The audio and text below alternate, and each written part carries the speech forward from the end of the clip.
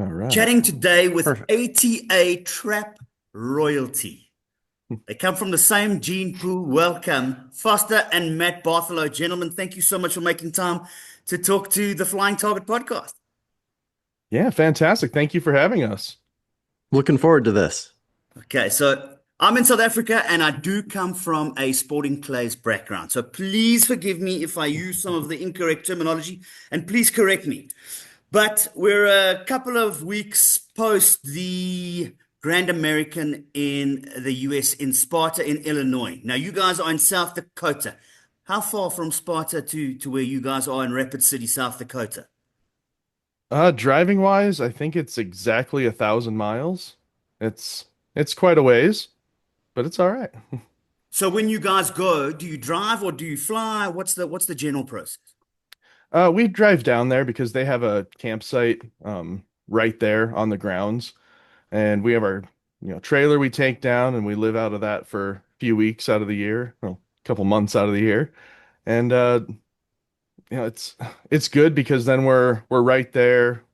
We get done with an event, we can go back and cool off. So, it'd be nice to kind of skip the drive and fly down there, but it's definitely worth it to have your camper down there as well.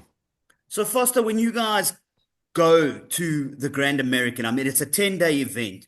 How long before that are you arriving there? We've done everything from getting there well before AIM starts, being able to practice a lot, to this year we showed up, 2, 3 days early Yep. and had enough time to practice just a little bit and then get right into it.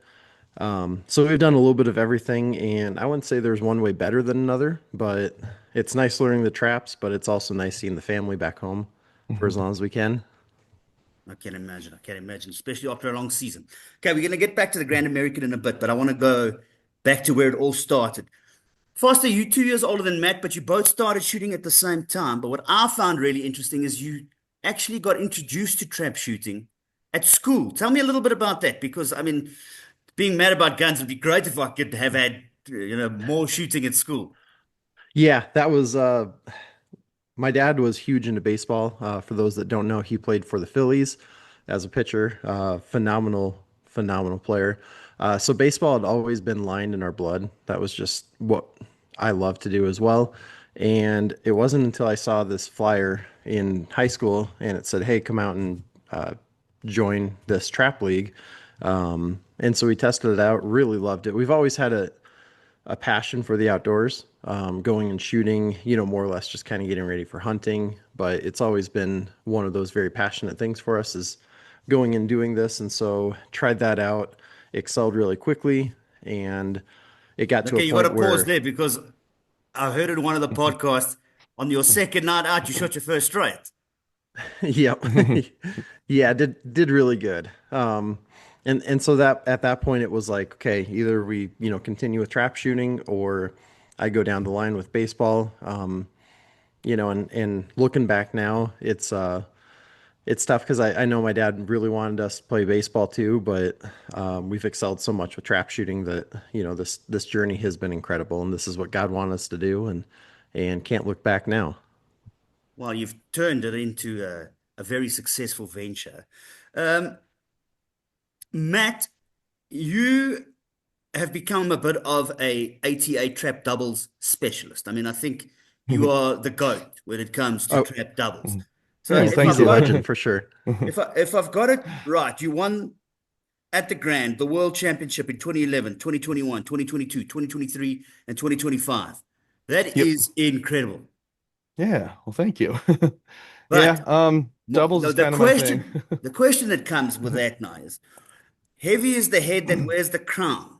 So every time you arrive, it's also why I wanted to know a little bit about when you arrive, because being one of the top guys, I'm sure there's 1,000 questions from 1 million people when you arrive. How do you navigate being able to compete at the highest level without being mean to just people who are fans and who want to come and pick your brain?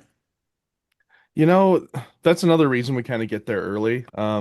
It gives us a couple days to go out, socialize, chat with everyone, see everyone that we haven't seen to in months, or years, whatever. But it kind of allows us to kind of get that out of the way, and then kind of start focusing on trap shooting.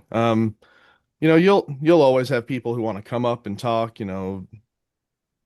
while you're about to go out and shoot and stuff. But I try and be as nice as I can, but it also takes me quite a bit of effort to get into the zone. So, it's just hey, we'll chat later. I'm about to go shoot though. So, and then, people understand in this sport that, if someone's about to get ready to go, you kind of just let them do their thing. But yeah, we try and find time to chat with everyone, answer all the questions. We'll have people coming up wanting pictures and stuff, but we'll usually, wait until after we're done shooting that event, and then hey, come on over, let's get some pictures and go from there. So, Foster, I was listening to another podcast where you mentioned that it was interesting that mentally, as Matt just alluded to now, you have very different ways of getting mentally prepared to start shooting.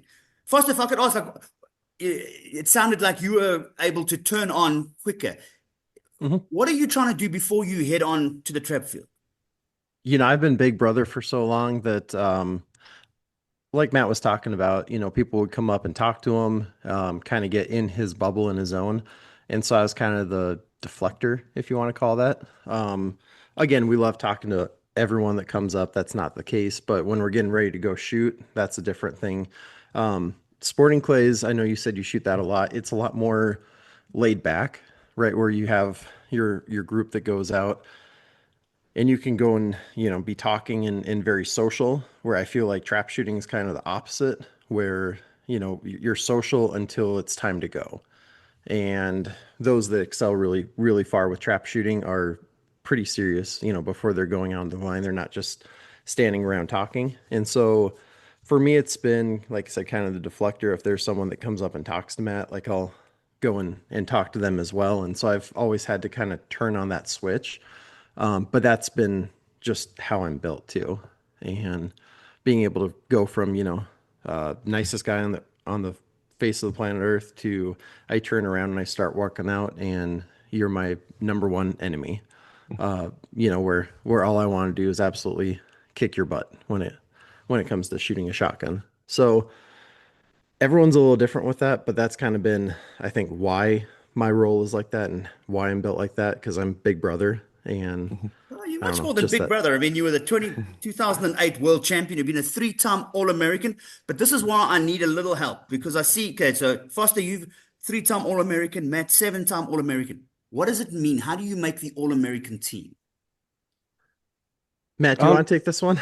yeah, so the All-American is you gain points as you go to the bigger shoots, as you're winning at the bigger shoots, as you get high scores at the big shoots. Each of the shoots is you'll get different amounts of points for it. So like if you go to the grand, that's the highest amount of points you can get, each for each event basically.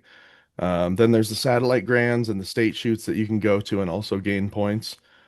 Um, and at the end of the year, whoever has the most cumulative points, they only take your top seven shoots so that you can't just go to, 52 shoots a year and, have all these points. But But take your so they'll seven take best their, and away you go. yep. And then, cumulatively, whoever has the most points makes the team. Um, you know, we we used to kind of worry about points, but life kind of happened. I had a kid, Foster has a kid now. We don't really have as much time to go around doing chasing the all-American points anymore. Um, we're kind of, we focus on performance at Grand, and helping as many people as we can. So doing free youth clinics, reaching out to as many teams, youth coaches, doing as much of that as we can. So, I mean, All-American is awesome. They're all great shooters who make the All-American team, but it's just something at this point that we're not we're not able to do as much. No, I totally understand. So you talk about family and life happening. Foster, your wife Taylor, I've seen some videos where you guys go hunting together. Always cool to be able to do that with uh, with the people in your life. Matt, does your wife also shoot? She does not. She's pulled the trigger probably one or two rounds is all. Um, she likes coming out and watching. She's very supportive, but she's just it's not her thing. Yeah. And Foster, your wife So, obviously shoots. Does she also shoot at the Grand? No, she does not. I'm sure she would at some point, maybe. Um, but no, right now, like Matt said, my wife is very supportive with that as well. And yeah, she shoots a little bit for hunting wise, but um, she doesn't like to miss. And when you go out dove hunting, like you're gonna miss, right? Yeah. So, guys, we've mentioned the Grand a couple of times. Now, I've never been, but some good friends of mine have just come back. They also were staying in an RV on the camping site. And the numbers melt my mind. So, I don't expect you to know the exact numbers, but 120 trap fields over 3.5 miles. Mhm. They throw how many clays in the 10 days? Oh Ballpark? man. Millions. Yeah, I can't even Was it remember. was it 2.8 million or 2.8 4.3? million targets. That is insane. Maybe. Don't quote me on that one, but Yeah, okay. Let's not worry about the event numbers. I'm now wanting to know about your numbers. How many clays? Let's just talk about the qualifications before we start shooting out. How many events are you entered into, both of you, at the beginning of the week? So there's 24 events, I think. Yeah, 24 events. Um, you try and do all of them. It's another thing where, priorities, right? Um, I used to do all of them no matter what, no matter how hot it is, whatever. But I got heat exhaustion a few years ago, and man, it's tough now. So I look at it, and if there's a day where it's going to be super hot, um, like the first day this year was 100 some degrees, super humid, and then after that, the next 8 day forecast was all in like the mid 80s, low 80s for Fahrenheit, and it was just like, man, do I gamble on the first day and, get heat exhaustion again, or do I just wait and shoot the rest, or, you know, Because pick the ones that matter the most? so when it comes to the ones that matter the most, which one Mhm. is the actual World Championship Grand American? Like, because you're shooting a lot of singles or a lot Mhm. of doubles. Which is the one that is actually that gives you the ring? Which is that one? Though the championship events are all in the last 3 days. So, the Thursday is singles championship, the Friday is doubles championship, Saturday is handicap championship. Up until then, they're all kind of prelim events. All these events count towards the high overall and high all around. So that's just, the combined scores with all of them, singles, handicap, and doubles. So a lot of people are going for that too. So there is a ring that you shoot all of Grand Week, and whoever's the highest there also gets a ring. So, Okay, I mean, speaking of all the of ring, them do which of the matter. two of you is wearing their ring right now? I'm wearing two of mine right now. Oh, I don't wear my ring. so show it, if you can, take one of them and show it to the camera. I'd love to have a Yeah. closer look if you can, please, man. There we go. Oh, there it is. And Yeah. that's very much comes from sort of the tradition of of baseball and football where you win a championship ring. It's very cool. So Yep. that's one of what if you're an 88 trap shooter, you want to win one of those. Yep. That's kind of, you know, the thing everyone talks about, when we were kids, all the people that, were our heroes, it was like, oh my gosh, he's got this ring and he's got that ring and whatever. And then, you're a 15-year-old going to Grand and you see all the All-Americans and past champions wearing their rings, and it's really cool. Yeah. So, yeah. Okay, so I don't really I wear want to my know. ring at all. You don't wear yours. Why not? No. The year after I won, I always wore it at that point. And I went out to shoot, put it in my pocket, going out trap shooting, and it fell out. And luckily, the puller turned it in, And yeah, so now I just kind of let it be, and I don't want to lose that ring. I can imagine. I can imagine. Okay, Yeah, but now back it's to the numbers here. I heard in one, and I'm not sure if it was if you were shooting for the world championship at the stage. Foster, you shot 941 targets straight. Was that for the world yeah. championship? So that would have been one day of practice for sure. But for shooting, it was definitely 900 in a row for that shoot off with Leo, Plus the 200 in the event. plus the 200. Yep, for 1100 So total. 1100 straight you've shot. That is Yep. incredible. And in doubles, Matt, how many pairs straight? Um, Or, for okay, well, shoot how many off targets or straight? um, my longest in doubles is I think 910 straight. That is incredible. Yeah. Incredible. Okay, so you guys mentioned that you do a lot of stuff with clinics and you're helping kids and stuff. In this new digital age, if someone went to your website, give it a plug, please. Would they be able to find some information there that to help them? Please, I'll put a link on the description as well. Yeah, for sure. Our website is trapshootingbros.com. We do, clinics. We offer, if someone wants to chat over Zoom, whatever meeting place that works, we do that. We try and help as many people as we can. We also have our social media pages. Foster does those. He can plug those though. Go for it, Y- Foster. Yeah, it's the same thing. Trap Shooting Bros on, or sorry, Bartholow Bros on Instagram and Facebook. And like Matt said, we try to do as much as we can with helping people. We try to keep the clinics a little bit smaller in size just because that seems to be the most benefit for people. But at the same time, they have two sets of eyes, or if my dad joins, three sets of eyes, compared to just, if one person's doing them. And a lot of people that I actually talked with one guy from Nebraska yesterday, and he was just complimenting how much his son's learned, how much he's excelled with the sport. And this year he won a ton of trophies after he got done shooting doubles with us. And in his exact words were, he literally, it's like it was a light switch that clicked on.